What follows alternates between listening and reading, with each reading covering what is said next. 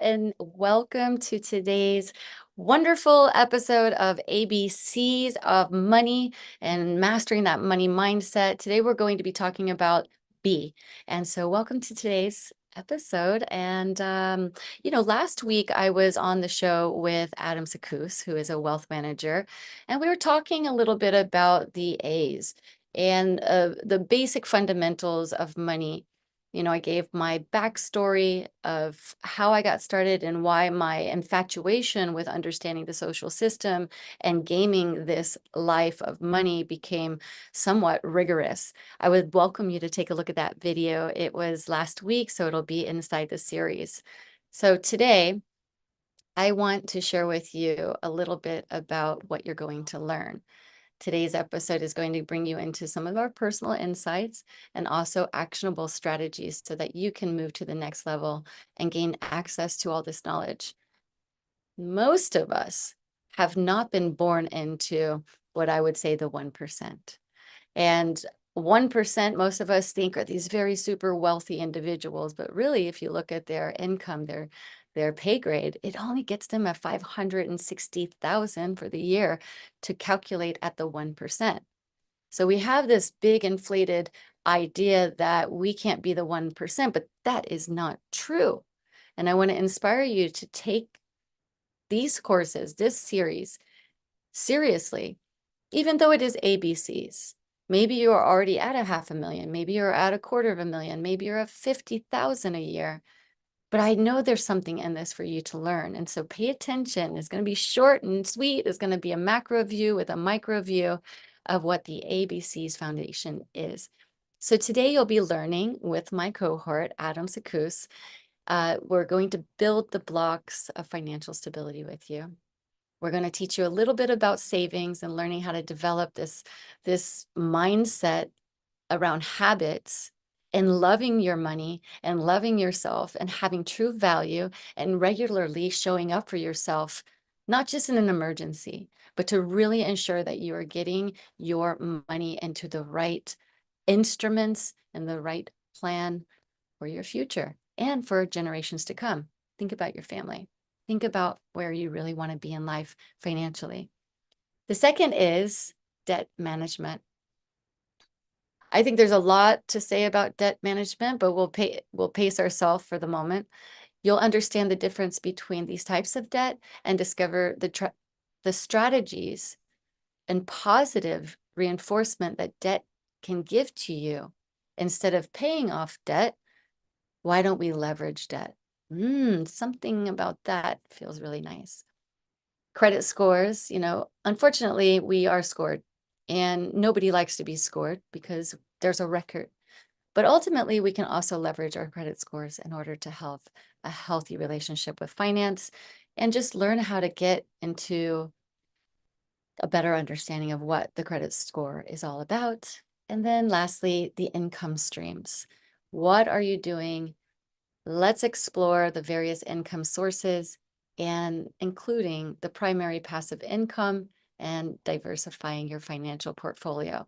And if those words seem a little too big for you right now, understand we're going to just keep it really simple. We want to make sure that this time is here to help you feel comfortable with where you are and to love where you're at. With that being said, I want to welcome Adam Secousse to the show. Thank you for being here, Adam. You there with us? Okay, yes, the power of technology. I love it when it works, right? Yeah, so just humanizing what this story around ABCs, and we're in the B segment now. So I want to share why are you involved in finance, and share a little bit of your backstory first before we begin. Yeah, absolutely. So this is something where I came from, I call it a mosaic of interests growing up, right? I was in musical theater as a kid. I liked math and numbers. I found dance and physics at the same time in high school. I've been back and forth between the arts and sciences as long as I can remember. Eventually, I actually dropped out of college initially to pursue the dancing. Came back, studied physics, went to UCLA, did some undergrad research up there. Go Bruins. Any Trojans out there? Hey, don't worry, friendly rivalry. And as well, ended up then working in the tech space, doing software implementation, website design, database management, making good money because the tech industry, anytime really in the last 20, 30, 40 years, even longer, has been lucrative, has been effective to make money, but not necessarily teaching us how to keep money. And it was a problem that I was having. And I thought, wait a second, I know math, I'm good with numbers, I like money. What's missing? And I realized it also had a lot to do with the mentality, not just the mathematics of financial literacy, but the mindset and the mentality. And saw an opportunity to fill a gap that was missing, especially in the US, but all across North America and even the globe when it comes to this stuff, when it comes to learning about money, when it comes to not just budgeting, but as well the clarity around the mindset of figuring out where we are, where we want to go, and how do we bridge that gap, right? How do we build wealth? And I'm not just talking about, again, the numbers, but wealth meaning the understanding. And so that's what drives me to do this even more so every day, and help more families and business owners understand. Yes, when I first met you and the team, a little background on who I am is I am a transformational educator, and I am in crypto and in blockchain. And I went so far down the rabbit hole on DeFi and government and governance for the last 7 years that I didn't have the basic fundamentals of how to play the game in Web 2. And I found myself, going through this very intolerable um, platform of finance that it was such a high learning curve that I had to slow down to speed up. And so when I started to marry these ideas that we can do good things in the world and we can have transparency and we can be on the ledger and we can do Web3, but if we don't have the basic fundamentals of finance and wealth building, like, generational wealth, what is it? Understanding your personal value and values in a marketplace, understanding how to save, what is debt, right? We're going to get into that and the benefits of understanding that in just a moment. But I strive my best to bridge these worlds of freedom. And when you are caught in a mindset that you are poor, broke, not enough, lacking, and you are struggling every single day, especially as an entrepreneur, which is who I work with, it's scary, which leads to disease. And so it's not a place that we want to go. So I said, I'm going to get into financial literacy, and I'm going to share everything that I go through personally as I begin to grow my wealth. And I'm going to make this is my mission, my soul mission. So that's where I'm at. And I wanted to share a little bit about who I am. So come back onto stage, Adam, and we'll get started with the high arching overview. So today we're talking about the letter B. And so why don't you go ahead and begin with the fundamentals of B and building? Absolutely. So again, the building blocks, and even something we touched upon last week, right? I love this series being able to build going from ABC, the ABCs of finance, the ABCs, and I sometimes even call it, the crusade basics. But the building blocks first have to do with, right, building the habits. We're talking about saving. We're talking about how to develop the habit of saving money regularly and building emergency funds to ensure financial security. Why is this important? And how do we even build that habit? It's a lot of times people in different industries, in different businesses, in their family life, in their goals, they work in what we call bottom up. They look at the how. They look, okay, what banks can give good returns? What investment companies can give good returns? What tools and strategies can I leverage even in the insurance realm to give good returns? They all have their place. They all have, again, the how. Those are the tools. And then applying those tools, that's one thing. That's the next step. And then they go, okay, so if I can make it work, then I'll start focusing on what I'm going to do with it, right? Then they focus on the why. That's what most people do. whether again in business or their families or anything else. And the most important part, really, to actually solidify even that, to solidify that habit of saving money regularly, to building protection, to building and preserving wealth, is you got to know why you're doing it, right? If someone is building, a skyscraper, what's the first thing you need to do? You need to dig deep down into the ground before you start rising up. And if you're building a skyscraper and you know it's going to take 6 months, a year, 5 years, however long, and in the first few weeks or the first few months, someone comes by and they just see this big hole in the ground, they might say, well, that's the exact opposite of the skyscraper. What is this? This is ridiculous. But the tangibles first have to start with that end in mind. And I love how you're going to dive deeper also into the mental aspect of it. So we start with that. And then how do we actually do it? We also got to understand the rules of the game. We got to understand, okay, the principles for building wealth.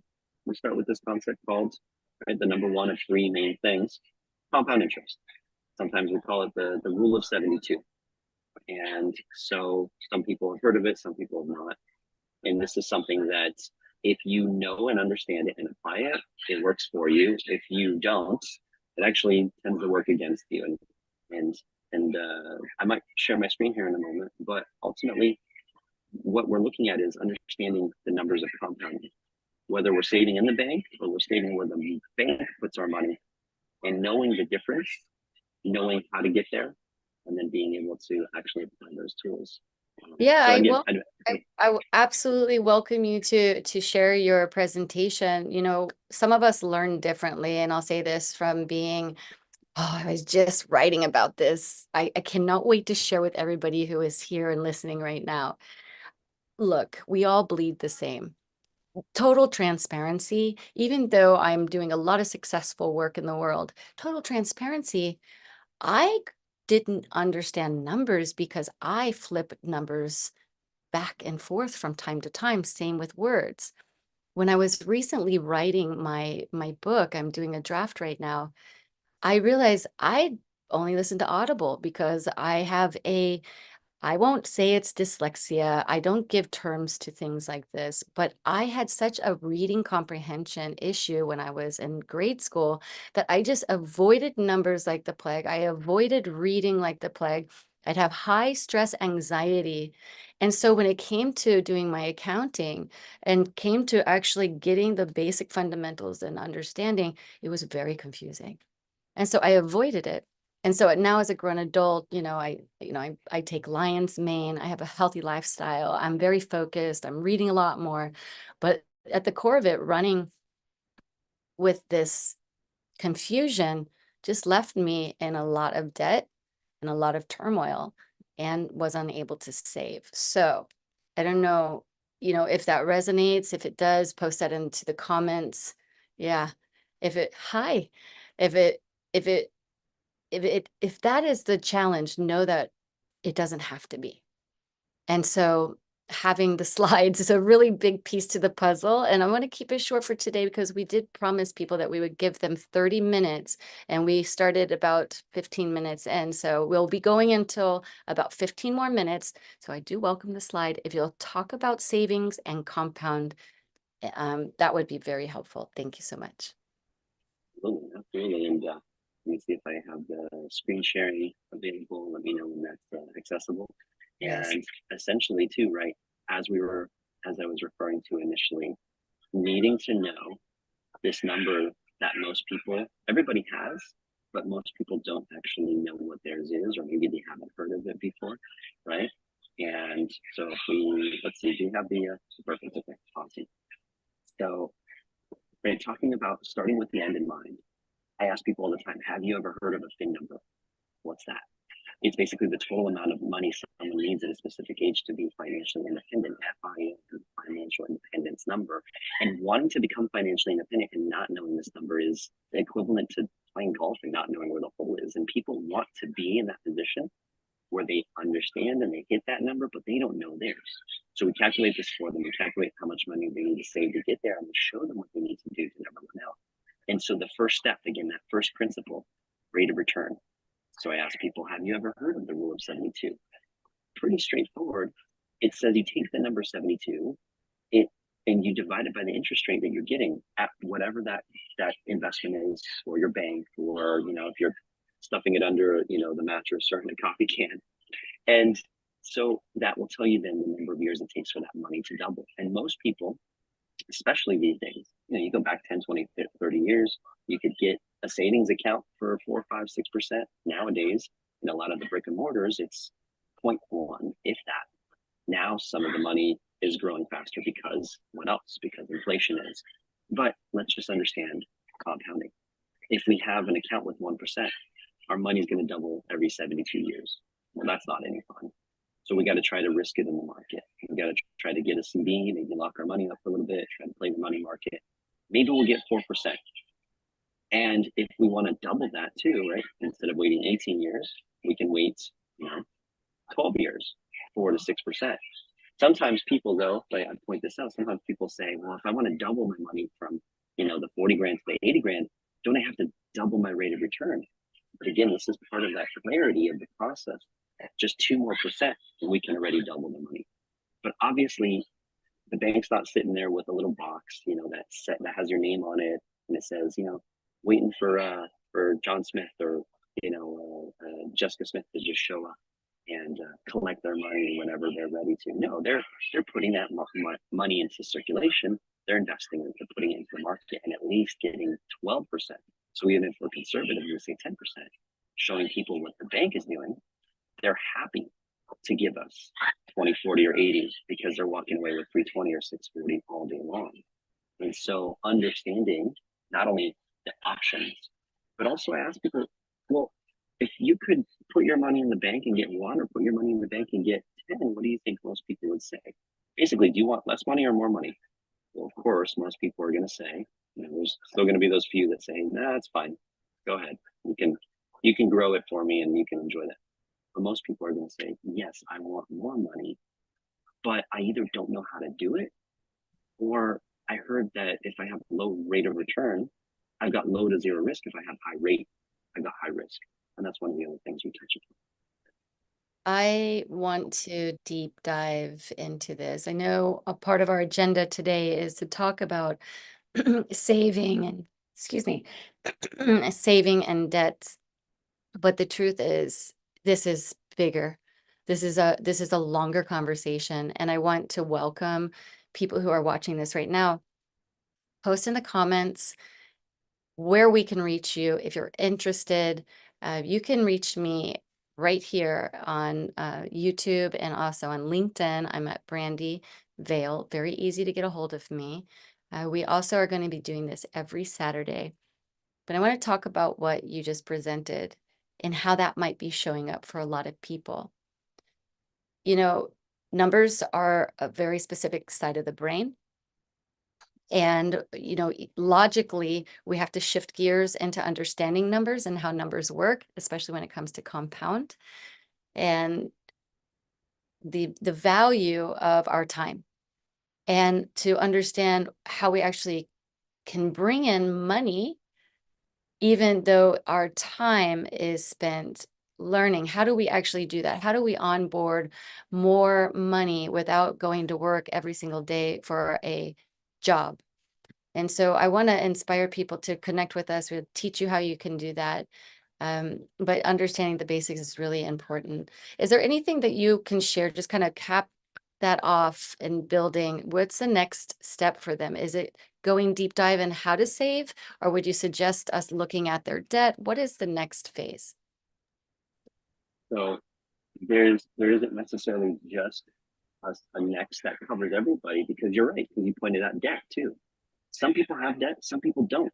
Some people also, they've learned that there's only bad debt, so they just focus on clearing it out, clearing it out, clearing it out.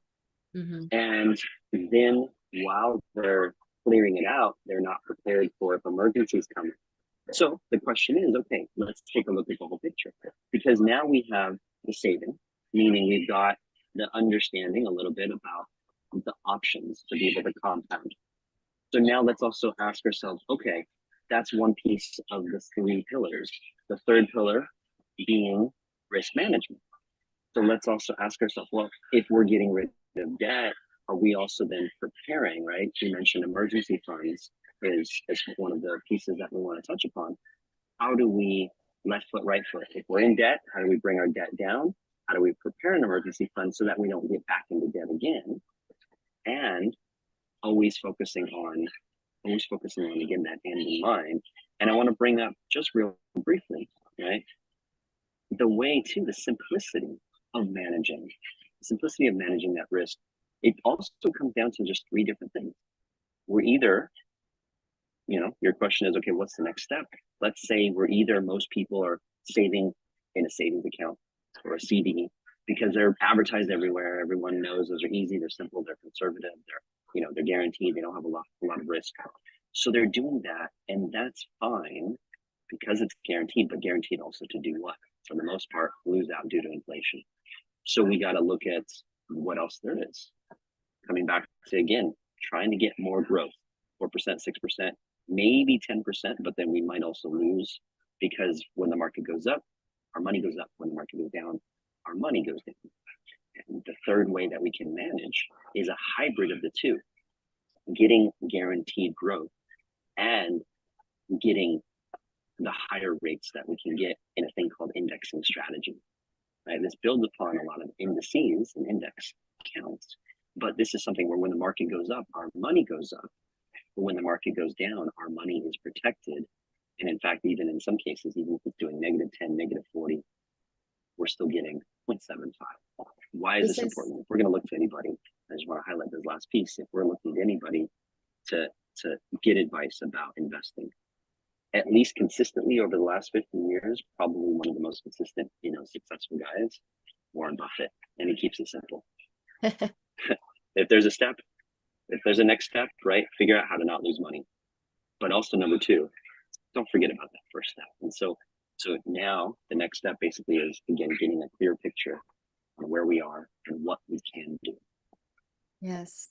Thank you for the presentation. I appreciate you being able to bring the basic education to this. It's not so basic for a lot of people, and I know I'm gonna actually have to chunk this down for our future ABCs, because this is just about saving, and then we somehow go into indexing. So I want to be clear, going back to saving. So the basic building blocks of financial stability is saving, debt management, credit score, and income streams. Okay, savings, learn how to develop the habits, learn how to actually be okay with looking at what savings looks like. If you're in crypto and savings looks like stable coins, or it looks like holding and pulling your earnings out while you're in a bull market. If you're looking at emergency funds, you have life insurance, you have retirement, you have some kind of financial security that is going to help you and your family for generations to come. If you don't, that's okay. Like, we're here to serve. We come from this ethos, both Adam and I. We came together knowing that no one loses. No one. No one is left behind. I went traveling to India, going into schools, looking at these beautiful children and seeing them study to be doctors, lawyers, attorneys, and everybody's parents is telling all the Indian girls and boys, go to school, get good grades. And you know what they wanted to do? They wanted to be on the games. They wanted to be on Instagram. We have such a generational gap, but what doesn't have to be left behind is knowing how to use these instruments. Is very simple.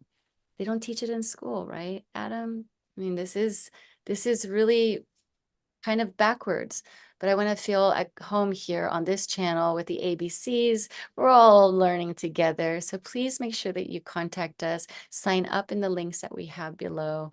We'll make sure that you have the information. Follow us, subscribe to this channel, and we will continue to serve. And are there any last words for our audience today, Adam? So to piggyback off of also how I shared some last words last time and kind of how I opened today, whether we're trying to figure out how to save better, how to manage our debt, and how to improve our credit scores, and whether and or improve our income streams. The most important aspect, right, is just getting clarity on that top down, the mission and the vision of why you do what you do, because it's incredible too. As soon as we get clarity on that stuff, even if it's not the perfect detail yet, but we start even thinking about it. There's I think it was Goethe that said, when you set in on an intention and a goal, providence will come into play for you, and all these things that were probably already right in front of you will become that more clear as far as then how to save more effectively, how to manage our debt more effectively, how to increase our credit scores, and how to increase our income stream. So once you get clarity on where you're going, just like in Indiana Jones, I think about this all the time. I think it was the Holy Grail, just having that step relief of faith. I love it. And one book for our audience members, you may or may have not read it so far, but I want to inspire you to read it. Think and Grow Rich. Think and Grow Rich. Think and Grow Rich. So the basic fundamentals are right there, and I'm happy to have some private calls with you all to share our downloads. Thank you again for subscribing, and thank you for your comments. And also, we're here to serve. We'll see you next week, 11:30 Pacific Standard Time. We'll be doing this for 30 minutes, very short, sweet. We'll get to the building blocks. Next week will be, I think we should extend B. What do you think, Adam? I think so.